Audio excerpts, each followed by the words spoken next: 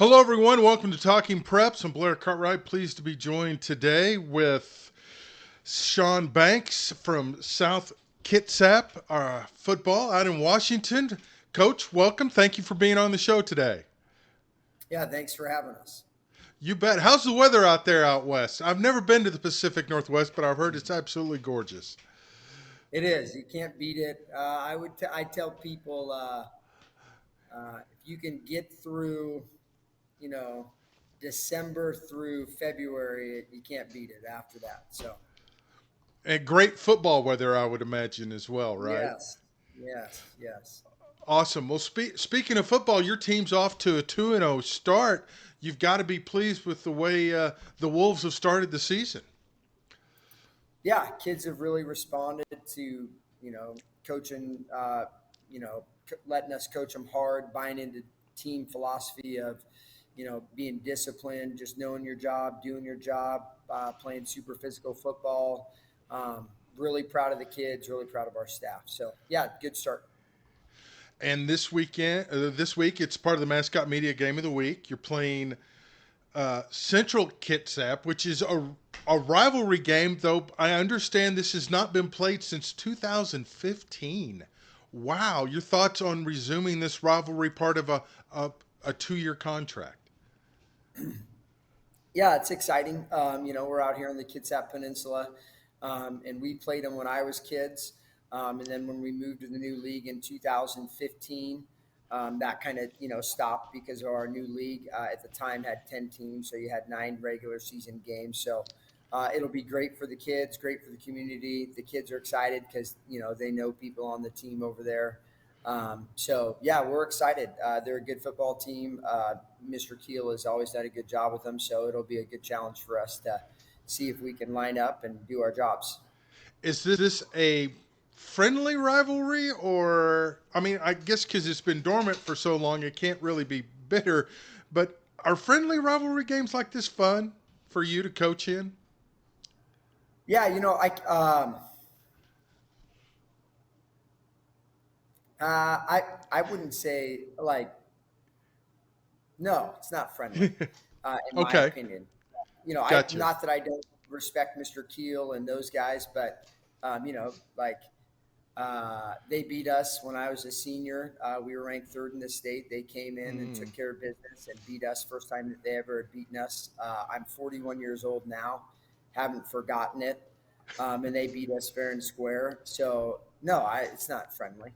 Okay, there's some unfinished business. It sounds like to me.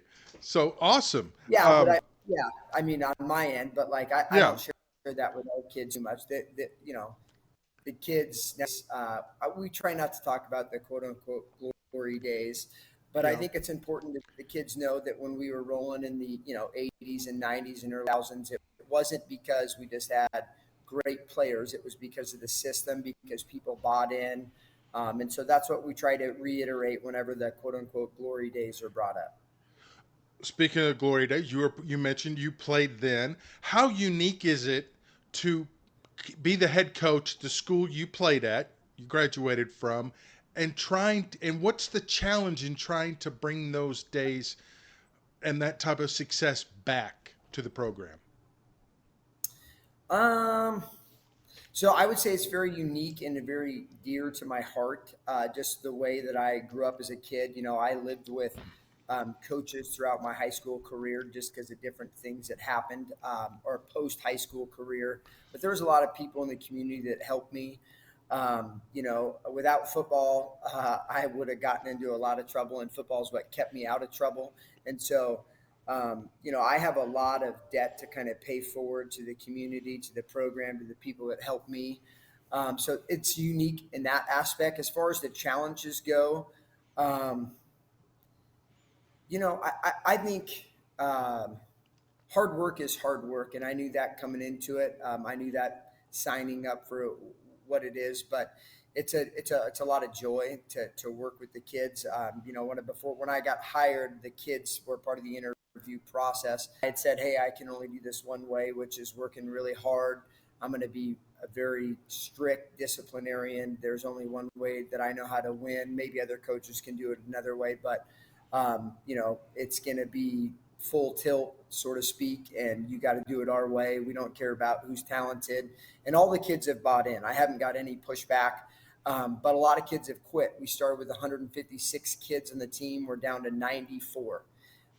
It's not for everybody.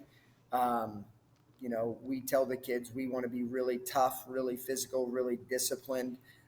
If you get in trouble, we're going to discipline you. We won't play you. We won't start you. All of those things. And so I'm a big believer in quality over quantity. Not to dismiss or talk about the kids that either quit or didn't make it or anything like that, but we want it to be a select group, and so that way we can rely on those kids that we have, and the kids that we have, we can rely on. They're great kids, they're tough, they're physical, and so we're heading in the right direction. Awesome. I love it because that's one of the great things about football. It can teach you so many things. It's not just an athletic skill, but life skills. And Yes. and that's what you're trying to do. Who are some of the influences on your coaching style? Well, I mean, DJ Sigurdsson is like a father to me. He influenced me. We're different personality wise. Ed Fisher as well, the former coach who's the stadium is named after. I'm not super. I didn't grow up with Ed, and I didn't play with for Ed, but our personalities I have heard are somewhat similar. Coach Masaki, who's the head coach at Lincoln High School, very successful in Tacoma, Washington, and then Keith Ross as well, who's one of our division rivals. Who is they're like the number one team in the state right now in Washington for 4A. So those guys have really influenced me. But of course, I guess college coaches. I'm a real big believer in like Kirby Smart, Saban. Those guys tend to have a similar bend to personality. I'm not saying I'm like them, but when they say things, I tend to agree with them. I'm not. We don't want to be dependent upon talent. Our motto last year, my first year, was takes no talent. Like takes no talent to show up on time, takes no talent to work hard, takes no talent to be a good teammate, to know your job and do your job, to be tough. Talent's going to come and go. God doesn't make everybody super talented, but everybody can use the talent, whether it's limited or unlimited, that God has given them to play really hard. So I would say those are the types of things that we try to preach and do here. Excellent. And I also read you're a big believer in the weight room. Why is the weight room so important in building a program? Yeah, I would say, like I told the kids, this is a year-round commitment, and I think the weight room, a football program to me is a year-round commitment, and so you play games from September to November, December if you're elite, obviously. I mean November if you're good too. You make the playoffs. So what do you do with the rest of the months? If you want to be elite, 3/4 of the year, 75% of the year is going to be made up in the weight room. The weight room builds confidence, it builds strength, it makes people safer, and we want to be physical. We tell kids we run 23 duo, 22 duo, which is just whether you call it power without a pull or inside zone. It's no trick to what we do. We're trying to get double teams and move bodies. We build everything through the offensive and defensive line, and we just tell kids like we want to be the most physically violent team. You can't do that without the weight room.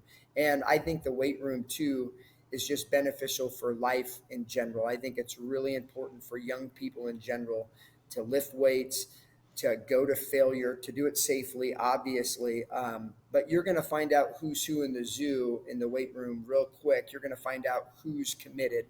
Our goal is to have 75% of the team in there 75% of the time. We had 102 days of workouts. We work out Monday, Wednesday, Friday during the school season. And the first Monday that the season's over for us, we will be back in the weight room. There's no days off. And in the summertime, we lift 4 days a week. So it's extremely important to us. I told the people when I got hired that we're going to build it through the weight room. And it sounds like it's paying off with a 2-0 start, with a great opportunity to go 3-0. What do you got to? What's the key that you want your team to focus on Friday night for this game?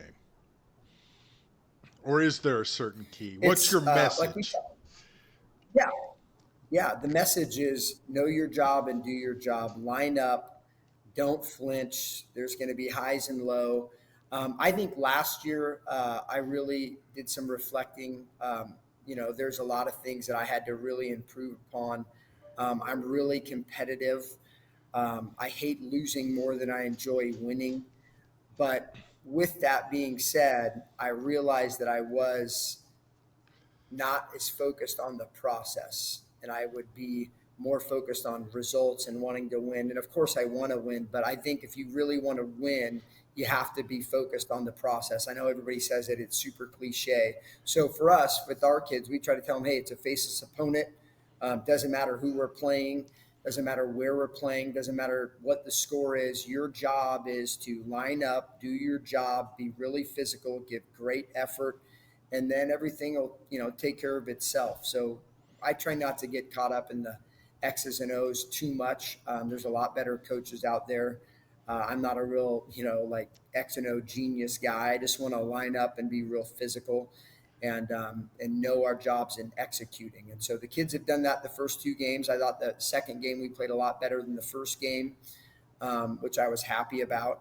And so we want to get better. We have to get better this week, and I think we've done that in practice this week as well.